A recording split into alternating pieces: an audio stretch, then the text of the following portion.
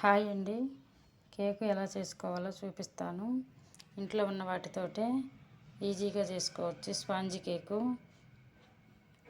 చాలా బాగుంటుంది. దానికోసం ఒక బౌల్ తీసుకొని అందులో half cup sugar, half cup పెరుగు, హాఫ్ కప్పు ఆయిల్ వేసుకొని బాగా కలుపుకోవాలి. స్పిన్నర్తో మొత్తం మిక్స్ చేసుకొని మిక్స్ అయినాక హాఫ్ కప్పు మైదా,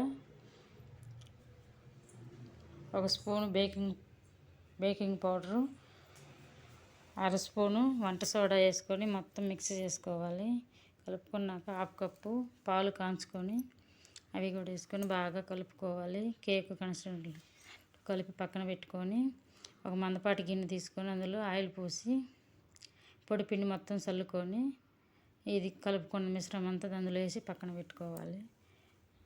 పక్కన పెట్టుకొని కుక్కర్ పెట్టి కుక్కర్లో లైట్గా సాల్ట్ చల్లి స్టాండ్ పెట్టి ఒక 10 నిమిషాలు వీటెక్కినాక 5 విజిల్ తీసేసి వీటెక్కినాక ఈ గిన్నె అందులో పెట్టి మూత పెట్టి ఒక 20-25 నిమిషాలు పెట్టుకోవాలి. సిమ్లో పెట్టుకోవాలి. సిమ్లో పెట్టుకొని చాక్ తోటి చూస్తే చాక్ అంటుకోకుండా ఉంటే కేక్ రెడీ అయినట్టు.